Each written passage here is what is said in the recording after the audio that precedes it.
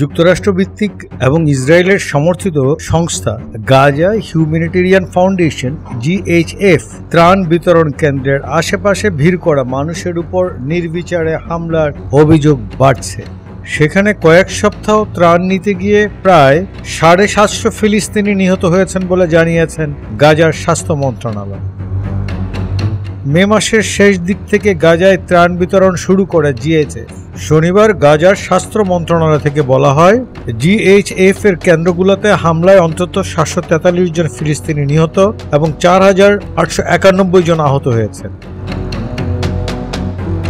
এদিকে মধ্যস্থতাকারী দেশ কাতার, যুক্তরাষ্ট্র ও মিশরের দেওয়া যুদ্ধবিরতি পরিকল্পনা নিয়ে আলোচনার জন্য কাতারের প্রতিনিধি দল পাঠাচ্ছেন ইসরায়েলের প্রধানমন্ত্রী বেনিয়ামিন নেতানিয়াহু। তবে আলোচনা চললেও গাজায় ইসরায়েলের হামলা থামেনি। রোববার ভোরেও গাজা জুড়ে ইসরায়েলের হামলায় 27 ফিলিস্তিনি নিহত হয়েছে। GHF ইতিমধ্যে ব্যাপক সমালোচনার মুখে পড়েছে।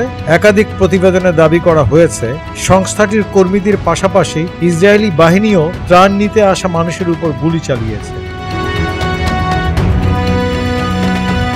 আল জাজিরার সাংবাদিক হানি মাহমুদ গাজা স্বাস্থ্য মন্ত্রণালয়ের সর্বশেষ সংখ্যার বিষয়ে বলেন, মর্মান্তিক বিষয় হলো তারা সবাই ত্রাণ নিতে ত্রাণ বিতরণ কেন্দ্রে গিয়েছিলেন এবং খাবারের প্যাকেটের জন্য অপেক্ষা করছিলেন। হানি মোহাম্মদ গাজা নগরী থেকে সংবাদ সংগ্রহ করছেন। তিনি বলেন, ইসরায়েলের অবরোধে সৃষ্ট চরম সংকটের মধ্যে যখন ফিলিস্তিনিরা পরিবারের সদস্যদের জন্য একটু খাবার সংগ্রহ করতে মরিয়া, ঠিক তখনই ত্রাণ নিতে আসা মানুষের উপর হামলা হয়েছে। তিনি বলেন, মানুষ অনাহারে দিন কাটাচ্ছে, হিসাব করে খাবার খাচ্ছে।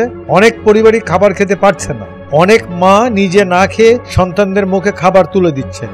এই সপ্তাহের শুরুতে অ্যাসোসিয়েটেড প্রেসের এক প্রতিবেদনে কয়েকজন মার্কিন ভাড়াটে কর্মীর বরাত দিয়ে বলা হয়, GHF এর ত্রাণ বিতরণ কেন্দ্রগুলোতে সহায়তা নিতে আসা ফিলিস্তিনি বেসামরিক নাগরিকদের উপর গুলি ও স্ট্যান্ড গ্রেনেড ছোড়া হয়েছে। তারা আরো বলেন, সেখানে অস্ত্রে সজ্জিত কর্মীরা যেন যা খুশি তাই করছেন। তাদের আচরণে তেমনটাই মনে হয়েছে।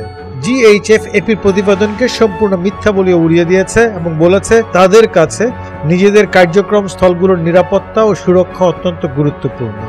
জুনের শেষ দিকে ট্রাম্প প্রশাসন GHF এর জন্য $3 কোটি অনুদানের প্রতিশ্রুতি দিয়েছে। GHF এর একটি ত্রাণ বিতরণ কেন্দ্রে ত্রাণ নিতে গিয়ে আহত হওয়া মজিদ আবুল আবান বলেন, আমার সন্তানেরা টানা 3 দিন না খেয়েছিল, তাই আমি বাধ্য হয়ে ত্রাণ বিতরণ কেন্দ্রে গিয়েছিলাম।